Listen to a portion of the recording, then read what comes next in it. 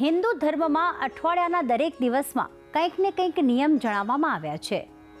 તેના અનુસાર અઠવાડિયાના અમુક દિવસમાં નખ, વાળ અને દાઢી કાપવું શુભ નથી માનવામાં આવતું. ત્યાં જ અમુક દિવસને વાળ અને દાઢી કાપવા માટે શુભ માનવામાં આવે છે. તો આવો આ વિશેની જાણીએ આજની ખાસ વાત. શાસ્ત્રોક્ત માહિતી આપશે શાસ્ત્રી પ્રફુલભાઈ પંડ્યા. જજ્જાગ્રતો દૂરમુદયતિ દૈવં તદુસુપ્તસ્ય તથૈવૈતિ દૂરંગમન જ્યોતિખાન જ્યોતિરેકંતન મે મનઃ શિવ સંકલ્પમસ્તુ. જય ભગવાન મિત્રો, હું છું પ્રફુલભાઈ પંડ્યા. ભક્તિ સંદેશ કાર્યક્રમની અંદર આપનું સ્વાગત છે. દર્શક મિત્રો, આજનો કાર્યક્રમ જે છે એ બહુ સુંદર કાર્યક્રમ છે. કેમ કે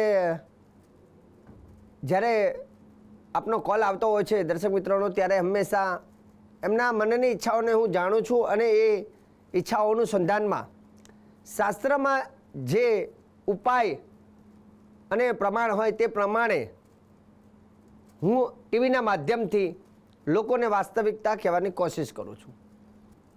હમણાં એક ભાઈનો ફોન હતો કે શાસ્ત્રીજી, હું મહિનામાં 8 દિવસ હું દાઢી કરાવું છું, ઘણીવાર હું વાળ કપાવું છું, તો શું શાસ્ત્રમાં લઈને ક્યારે વાળ કાપવા ક્યારે ના કાપવા એને લઈને કોઈ પ્રમાણ છે? અને હોય તો અમને કહો, કેમ કે અમે એવું ચાહીએ કે જે દિવસે વાળ કાપવાના હોય અથવા જે વાળ કાપવા શુભ ગણાય છે તો એ જ દિવસે અમે વાળ કપાઈએ અથવા દાઢી કરાવીએ. અને આવો જ પ્રશ્ન ઘણા બહેનોનો પણ હોય છે ઘણીવાર કે શાસ્ત્રીજી, માથું ધોવું હોય તો કયો વાર એવો છે કે જે દિવસે બહેનો પોતાના વાળ એટલે કે કેસને ધોઈ શકે? મિત્રો, આજ તમે જે પ્રશ્ન કર્યો છે આ પ્રશ્ન એકચ્યુઅલી શાસ્ત્રમાં દરેક વસ્તુનું એક પ્રમાણ હોય છે. સંસ્કૃતમાં વાળને કેસ કહેવામાં આવે છે. જેમ કે ઘણી વખત નાનું બાળક હોય એ મોટું થાય અને મોટું થાય પછી આપણે એના મોટા વાળ થાય પછી આપણે એને બાબરી કરાવીએ છીએ, બાબરી ઉતરાઈએ. ગુજરાતીમાં આપણે કહીએ ભાઈ આની બાબરી ઉતરાઈ. અને સંસ્કૃતમાં તેને કહેવાય ચૌલકર્મ સંસ્કાર. ચૌલકર્મ સંસ્કાર એટલે કે વાર એના પહેલી વખત જે વાર એના જે જન્મના હોય એ કઢાવી અને ચૌલકર્મ સંસ્કાર કહેવામાં આવે છે. અને એ ચૌલકર્મ સંસ્કારને લઈને શાસ્ત્રમાં બીજા બધા પણ મત આપેલા છે કે વાર ક્યારે કપાવા ક્યારે ના કપાવા. જેમાં વાર ચાહે દાઢી હોય કે ચાહે બાબરી હોય કે માથાના વાળ કપાવવાની વાત હોય, તો વાળ કાપવાને લઈને પણ શાસ્ત્રમાં થોડાક એના પ્રમાણ આપ્યા છે. અને જે પ્રમાણ આપ્યા છે તે પ્રમાણે હું આજે તમને કહું છું.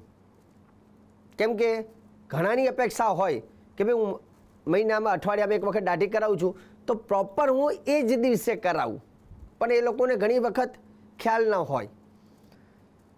હવે રહી વાત જે પ્રમાણ છે તે પ્રમાણે હું તમને વાળ કપાવવાના, દાઢી કરાવવાના અને બહેનોએ જે માથાના વાળ ધોવા હોય તો ક્યારે ધોવા જોઈએ એ હું તમને શાસ્ત્ર પ્રમાણે કહું છું. જો તમે શાસ્ત્રને વધારે માનતા હોય તો આ પ્રમાણે તમે કરી શકાય.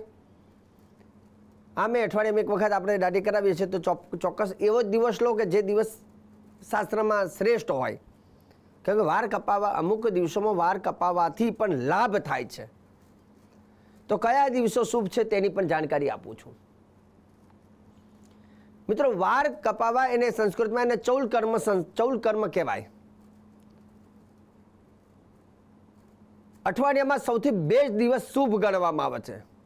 એક બુધવાર અને એક શુક્રવાર.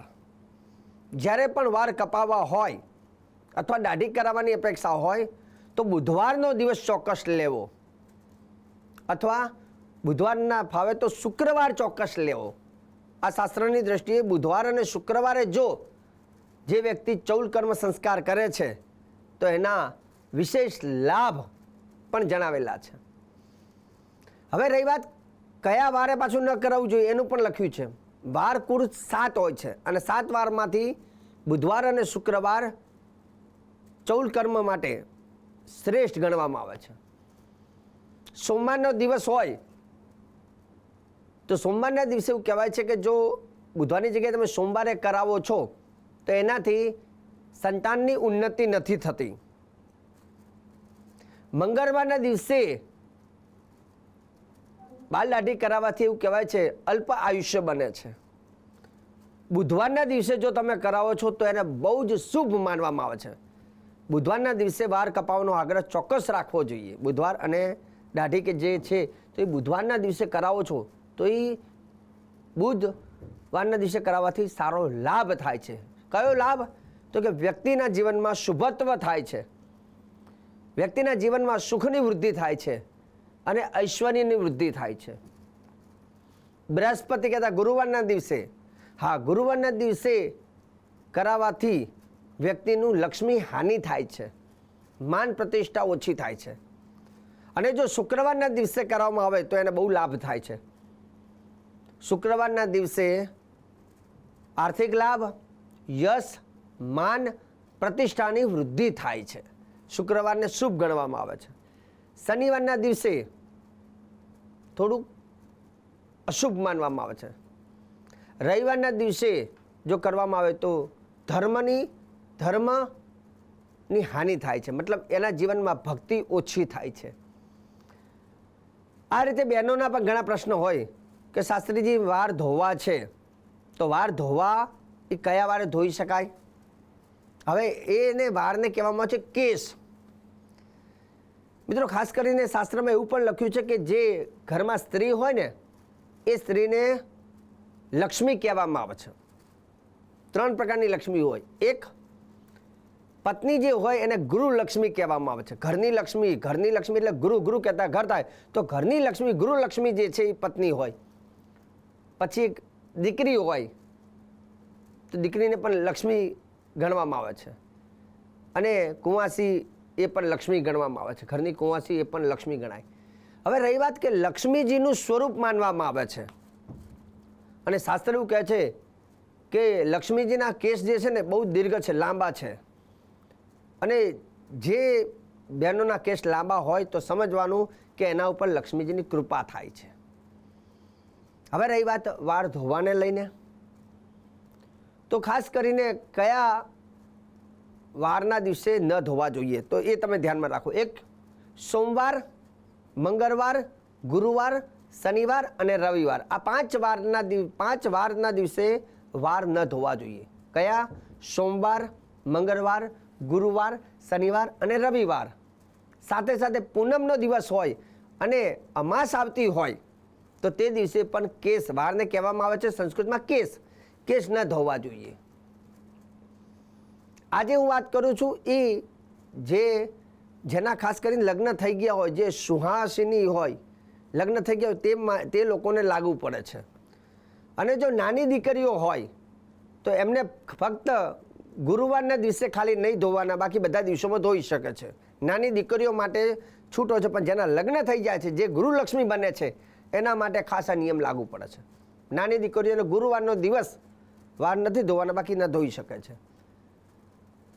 બીજા નંબરની વસ્તુ, જો બુધવાર અને શુક્રવારના દિવસે વાર ધોવામાં આવે છે તો એના ઘરમાં સ્વયં લક્ષ્મીજી પ્રસન્ન થાય છે, ઘરમાં સુખ શાંતિ રહે છે. અને જો ખોટા દિવસોમાં ધોવામાં આવે છે તો દરિદ્રતાનો વાસ થાય છે. લક્ષ્મીજીના એક બેન છે જેનું નામ છે દરિદ્રતા. હવે દરિદ્રતા અને લક્ષ્મીજી બંનેને એકબીજાથી બનતું નથી. જ્યાં લક્ષ્મી જાય ત્યાં દરિદ્રતા ન જાય અને જ્યાં દરિદ્રતા જાય ત્યાં લક્ષ્મી ન જાય. તો શાસ્ત્રમાં અમુક નિયમો હોય છે કે જે ઘરની પવિત્રતા હોય, ઘરમાં ધર્મનું પારાયણ થતું હોય, પૂજાપાઠ થતી હોય, સ્વચ્છતા હોય, શાંતિ હોય અને શાસ્ત્ર પ્રમાણે એ નીતિ નિયમનું પાલન કરતા હોય ત્યાં હંમેશા લક્ષ્મીજી જાય છે. અને જે શાસ્ત્રથી અલગ રીતે પોતાની મરજી અનુસંધાનમાં પોતે ઘરની અંદર અશાંતિ રાખતા હોય, ગંદકી રાખતા હોય, ક્લેશ કંકાસ થતા હોય, નીતિ નિયમને પાળતા ના હોય તો એ ઘરમાં લક્ષ્મીજી નહીં પણ દરિદ્રતા આવે છે. હવે કયા ઘરમાં આપણે પોતાના ઘરમાં લક્ષ્મી લાવી કે દરિદ્રતા લાવી એ તો વ્યક્તિગત મામલો છે.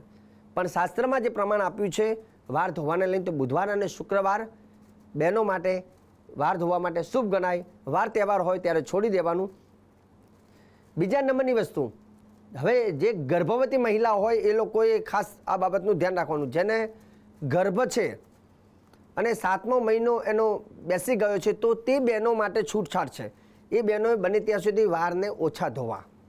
કેમ કે વૈજ્ઞાનિક દ્રષ્ટિએ એવું કહેવાય છે કે ગર્ભમાં રહેલું બાળક વધારે જે કેસ ધોવાથી શરદી થાય ને એનાથી બાળકને હેલ્થને તકલીફ થાય. તો જે લોકો ખાસ કરીને સુહાગન અને જે બહેનો ગર્ભવતી છે તો તે લોકોએ 7મા મહિનાથી 9મા મહિના સુધીમાં બને ત્યાં સુધી વાળને ઓછા પલાળવા, જેનાથી એમનું બાળકને તકલીફ ના થાય. તો દર્શક મિત્રો, આ જે હતું આજનો વિષય બહુ નાનો છે, પણ શાસ્ત્ર અનુસાર જે લોકોના મનમાં સંશય હતા એ સંશયને દૂર કરવા માટે આજનો અમે વિડીયો બનાવેલો છે. અને હંમેશા તમારા મનમાં આવા કદાચ કોઈ પ્રશ્ન હોય અને એનું પ્રમાણ કદાચ કોઈ શાસ્ત્રમાં હશે તો ચોક્કસ તમારા પ્રશ્ન તમે જ્યારે ફોન કરો છો ત્યારે એનો ચોક્કસ અમે તમને એનો જવાબ અનુસાર તમને આપીશું.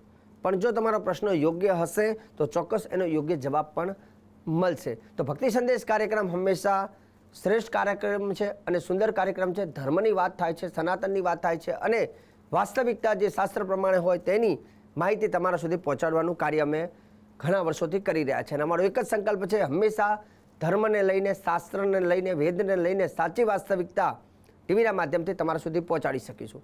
ભક્તિ સંદેશ કાર્યક્રમ આપ નિહાળતા રહેજો. મને આપી દો હવે રજા. જય ભગવાન.